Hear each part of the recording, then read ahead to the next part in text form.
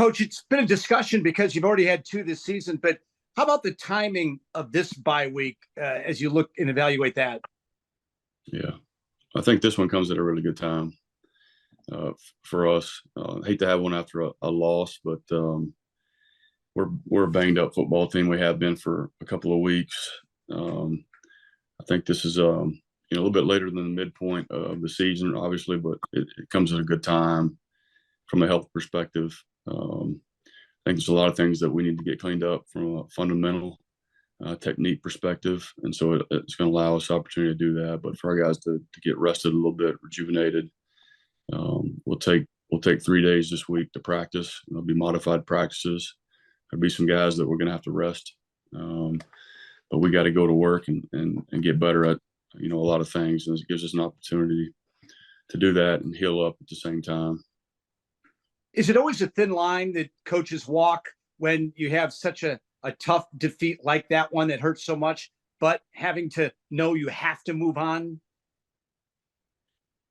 Yeah, this is instead after the game. This is losing that game kind of takes the wind out of yourselves a little bit. So you got to find a way to get the wind blowing again pretty quick, and it hurt and it should. At the same time, we've got a lot to be optimistic about moving forward. We got a lot to play for. You look at our schedule and an opportunity to play 5 more and potentially, hopefully, a 6th one is all out there in front of us, and we can still accomplish a lot of things that we set out to accomplish this year. So there's a lot to be excited about moving forward, and I am, and I know our players will respond, but we got to put this one behind us and learn from it and get better and move on, and we're going to do that. Is the true personification of a Navy offensive lineman Connor McMahon going into the tent, I think 3 times and coming back out and getting back out there for you? Yes, absolutely. We got a lot of guys that are playing hurt. There's a difference between and injured, but not to the point where injuries keep you out of games necessarily. But that's the hard piece is, we don't have a ton of depth on the O-line right now. We're banged up, and so some guys, he's been playing on one leg and really had ankle issues on both legs last couple of weeks, and so see him go back in there and tough it out. And Sam Glover's another example, dislocated his shoulder during the game, went back in. Some tough dudes. There's no question about it, and I'm proud of that part of that. And with the way we practice is tough on those guys too. And they've embraced it for the most part, and certainly demonstrated some toughness playing through some aches and pains. There's no doubt a lot of our guys have. Thanks, Coach. Thanks, Scott. Wags. Well, you were talking about the injuries to the Glover and McMahon. I mean, do you have to weigh whether the backup is maybe who's not hurt would be the better option, or I mean, how do you make that decision whether to put him back in or just use a different guy that maybe is more not battling an injury? Of course you do. We always weigh that stuff. At one point in the game we ran out of tackles, so you're taking a guy that plays guard and moving him at tackle potentially. Trey Cummings, it's a game time decision, couldn't go, and so we and on this Saturday we kind of ran out of options. Truthfully, we had some emergency guys who could go in, but yeah, I mean we're always considering that. Wags. So is there anything when you look at the tape that you saw offensively that, I mean, obviously you mentioned getting out physical, but I was watching some of it and there were instances in which, all Air Force defenders were getting into the backfield without getting blocked at all. Did you see some of that? And did you feel like there was missed assignments, or were there other issues that you saw? Yeah, and there's certainly some things that, we talked about getting out physical, and I thought we did, but there's certainly some fundamental things, some technique things that absolutely have to get cleaned up and we have to get better at. You play a team like Air Force that gives you multiple fronts and moves the front, do all those kind of things. You got to be pretty greased up. And there were a couple of times where we had a missed assignment or miscommunication, up front that led to a guy getting through there. There's no doubt about that.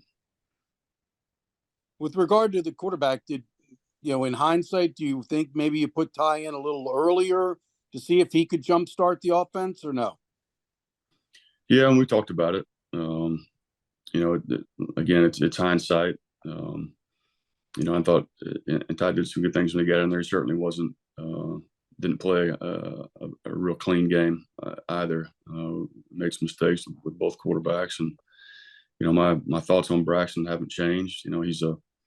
He's a freshman. Making the start against his first CIC game, and he makes some mistakes that freshmen and guys that are inexperienced make, and that's going to get better. The more snaps that he plays, and got a good supporting cast around him as well, and that's part of it. The decision to get Ty in there was just to try to create a little bit of spark. I knew that we were going to throw the ball a little bit, and like I said, he's been good in those situations, and certainly did some good things. But we also missed some reads and some checks, and so we just got to continue to get better, at that position, and got to get more out of it.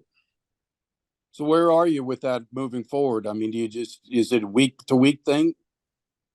Yeah, I think it has to be at this point. We'll go into the bye week, and we'll get those guys reps. Our line will continue to get reps, and we just got to go get better. That's the thing that we have to focus on, and we'll make a decision with that next week.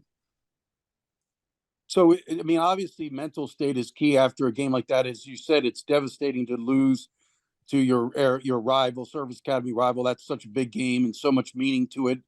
How do you kind of refocus the group and, try to get them back to some of the other goals of the season? Yeah. I think we meet with our team today at 3:00, and, my approach is let's learn from the past. Let's move forward and get the things fixed that need to get fixed, and go get better, and really make this second half.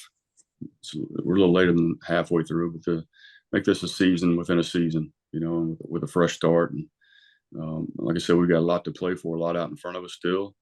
The bye week comes at a good time, and we just got to get refreshed here and get a reset. And I'm excited about this back half of the season after the bye week. And we gotta attack it, and we can't let this thing linger. And we got to go out and get better, and we certainly can. But we got to learn from our mistakes, obviously. But we got to let it go and move forward. And it's a lot to be optimistic about, and excited about moving forward too. So on a positive side, obviously the defense was outstanding on Saturday. I mean, to hold that team to the rushing number that you did, 8 first downs. Obviously, they didn't move the ball other than one big explosive play. And your defense kept you in the game. Can you talk about the defense a little bit more? Yeah, I thought we played really, really well. As much as we physically got beat up on the offensive side of the football, I thought we did the same to them. When you watch the tape, we physically got after them pretty good, and that's a good Air Force football team with like they had 9 offensive starters that were seniors. I think 4 of those were 5th-year guys. 8 of the 10 O linemen in the 2 deep were seniors. I was really proud of the way we played on defense. Outside of the big 96-yard touchdown pass, which was a dagger, they really weren't able to do much or sustain drives. And we were defensively from a field position perspective, in a lot of bad situations that we were able to get out of. And I think going into that game, I felt like that was the best Air Force offense that we've seen since I've been here, and really thought we played well. But we know in those kind of games that's the way it's going to be, and you can't give up those big plays, and ultimately, if we don't give that one up, we got a chance to win that game. As poorly of an output as we had on offense, we still got a shot, and we knew it was going to be arduous going into the game, and we knew we had to play, dang near perfect on defense to have a chance. Really good football team, but you can't give up those big ones. And certainly like to get that one back. Man, I'm super proud of the way we played, especially our front 7. Thought we physically dominated. Thought the defensive line was phenomenal. I thought Ramos maybe played the best game of his career. I think we had him down for 17, 18 tackles, as well as I've seen linebacker play here since I've been here. So there's a lot of really good things, and I hate that it gets overshadowed, by a loss, but it's certainly something to build on. I think we're playing playing pretty well on defense right now. And, so I was really proud of that unit. Well, that's why I was going to ask you in particular about Harbor and Ramos. Between the two of them, they are giving you a high level play at the inside linebacker position. Absolutely. I thought they both played really, really well. Really well. And you know, we put a lot on them, especially Ramos, to get us in the right checks, you know, based on the looks that we were seeing. And he was outstanding. I think he missed one maybe all day long. And so he was outstanding, you know, physically and mentally on the day. Couldn't be more proud of him and the way he played. Him and Harbor both. All right, I'll pass it back to Scott. One statistical note too: the second missed Air Force field goal was actually blocked by Xavier McDonald, so that has been changed. Xavier McDonald does get credit for a block on this field goal. Sweet. Wyckoff.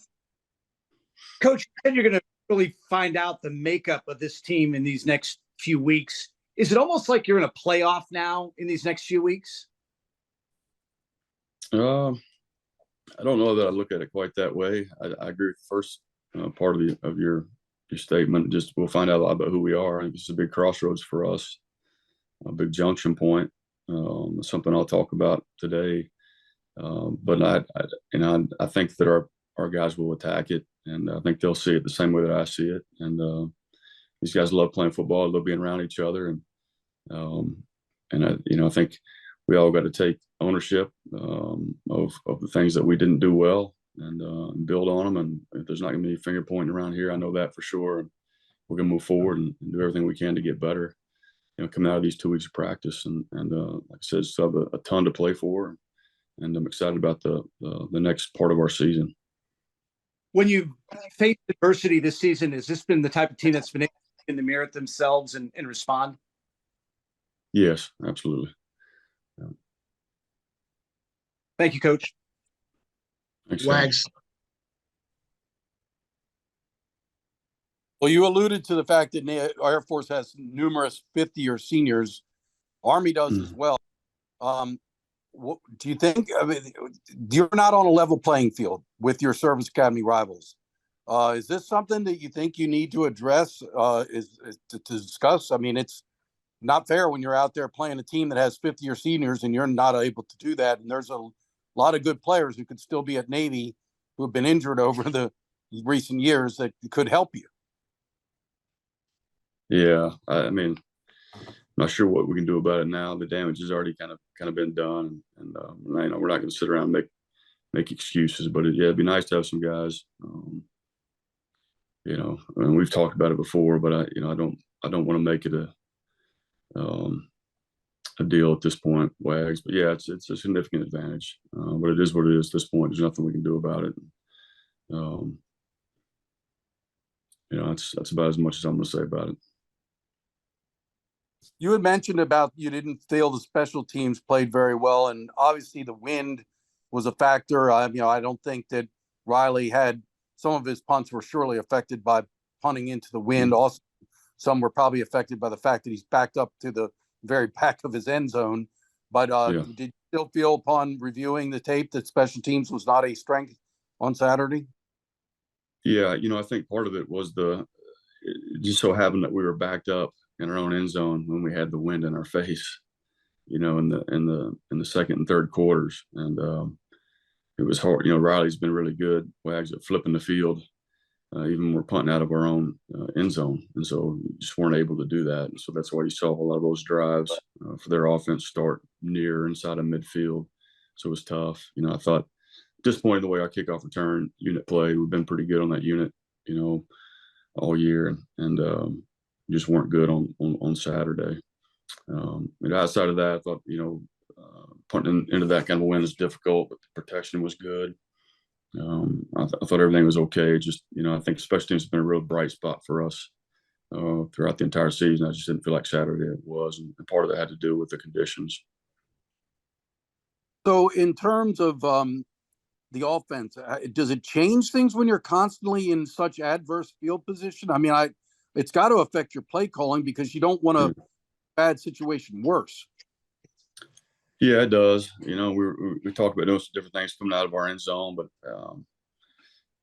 it's hard to do that when you're backed up and you got a wind in your face. And as well as we were playing on defense, you kind of hate to take some unnecessary risks in that situation. It's hard to even take a shot down the field throwing the ball when you're throwing into a wind like that. So, yeah, it came up. It was certainly a discussion during the game, but to be in that, I don't know what our average starting field position. I think it was at the 20 offensively, but in the second half it was probably more like the 15 or the 17, something like that. So it was tough. Got ourselves in some bad situations, and so yeah, you got to be a little bit more conservative when you're backed up like that. You still obviously want to be able to push the ball out, get first downs, get out to a point where if you do have to punt, at least you're not punting out of your end zone. We just weren't able to do that. So when you look back at the tape, I mean, is it pretty clear that some of the plays just were not going to work based on how they were blocked? I mean, it seemed like from watching the game, you could have, it wasn't a play call. I mean, the plays had a chance. Yeah, I think, part of it, Wags, was they're really good on defense, and that's the truth. And another part is that every once in a while, a team will make a call that's just, and you've got a call made that's not a great call against what they call. That happens, and that's part of football, right? But there were certainly times where we had a good play, had numbers, for example, and like I alluded to after the game, we just weren't able to block. I think the one thing that showed up a lot with us, and it's going to be a big point of discussion with our players today, is the loss of leverage, correct leverage on blocks. And that showed up a lot. Not being able to sustain blocks, incorrect leverage on blocks. We're trying to get the ball to the perimeter. We get to leverage the perimeter and weren't able to do that. And then when we were, we got our butts beat a little bit. So, you couldn't get the inside game, run game going, and then we get on the perimeter. We couldn't block on the perimeter. We took our shots, couldn't protect long enough to hit them, those kind of things. So it was kind of a perfect storm and just a bad day all around offensively. And I'll tell you, they had a lot to do with that. And there's some things outside our control too. I think I've alluded to us being really banged up on the O-line and a lot of those guys not practicing for the entirety of the week, and that that affected us on Saturday. And that's not to make excuses. That's just the truth. But the bottom line is we just got whooped, and most of that had to do with who we played.